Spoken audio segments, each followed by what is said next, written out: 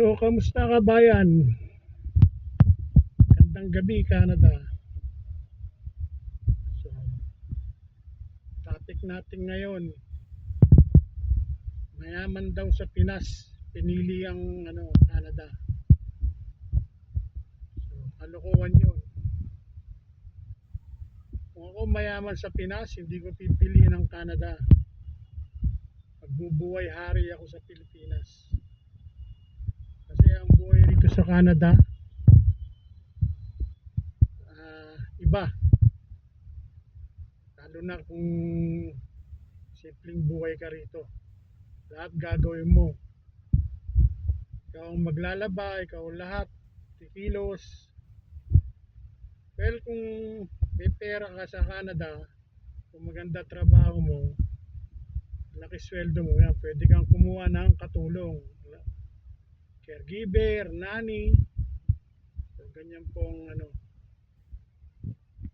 labanan dito sa Canada. Parang Pilipinas din, kung mayaman ka, may mga katulong ka. Diba? Pero kung may kaya ka lang, o mahirap ka, wala. Sariling sikap. So yung vlogger na to na pinupromote pa yung Canada, mag-Canada ka na, ganun. Pumunta na kayo ng Canada. Huwag po kayong maniniwala sa mga ganung napapanood nyo sa Facebook, sa TikTok, mga napapanood nyo na syempre kayong mga kababayan natin nasa Pilipinas, pangarap nyo makapag-abroad. Hindi lang sa Canada, pati sa Europe, Amerika, Hong Kong,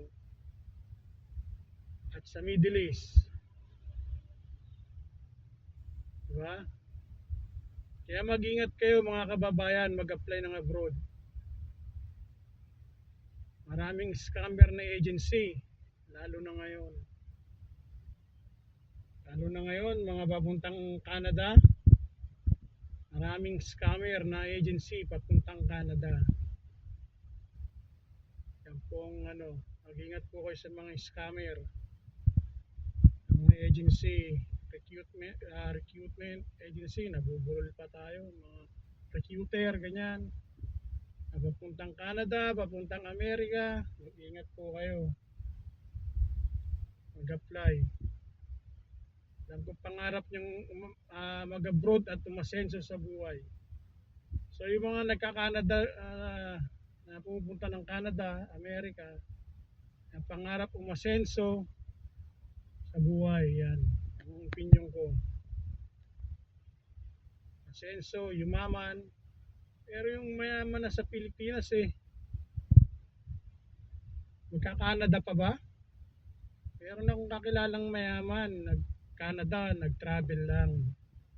Travel ng Canada, travel ng Europe, Amerika. So nagpapakasarap lang sa buhay kasi mayaman nga Pabalik-balik lang.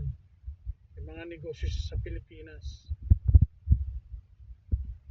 So, ang buhay Canada, pag simple ka lang,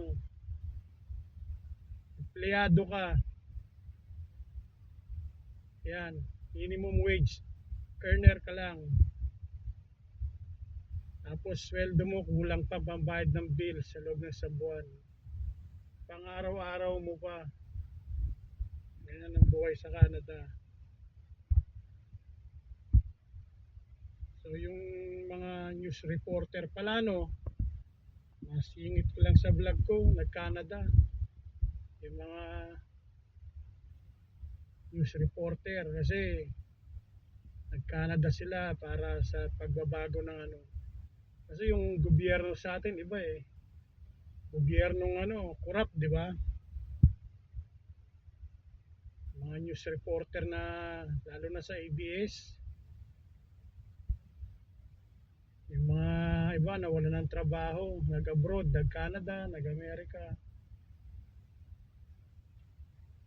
So grabe, Mag-stay ka nga naman sa Pilipinas eh. Tapos overage ka pa, wala nang tatanggap sa'yo. Paano mo pipiliin ang Pilipinas kung ganyan ang pamamalakad ng ano, mga kumpanya, no? Tapos sweldo mababa pa. Eh, napapanood nyo naman siguro yan sa balita, sa YouTube, sa social media, yung mga news reporter na nag-Canada, nag-Amerika, mga empleyado ng malalaking ano, TV network. Pwede natin banggitin pa yung mga ano, pangalan nila dahil sikat na sila. So, yung mga nagka-Canada, tayo yung medyo hindi pinayad sa Pilipinas. Sabi nga nung ano, nag-comment doon. Sabi rin nung isang ano, nag-TikTok na scam daw ang Canada. Tayo mga nagpuntang Canada, medyo hindi pinalad sa Pilipinas, kaya tayo nag-Canada. So, nasingit ko na rin yung mga temporary worker, papuntang Canada, bawas-bawas na. So, mga tourist, visa, bawal na magtrabaho. Dito sa Canada, maraming pagbabago. Mapapanood nyo naman siguro sa YouTube, social media. So maraming salamat. And God bless everyone. Nandito na yung sundo ko, yung big boss ko. Okay, kamusta kabayan? Ano yung sundo ko?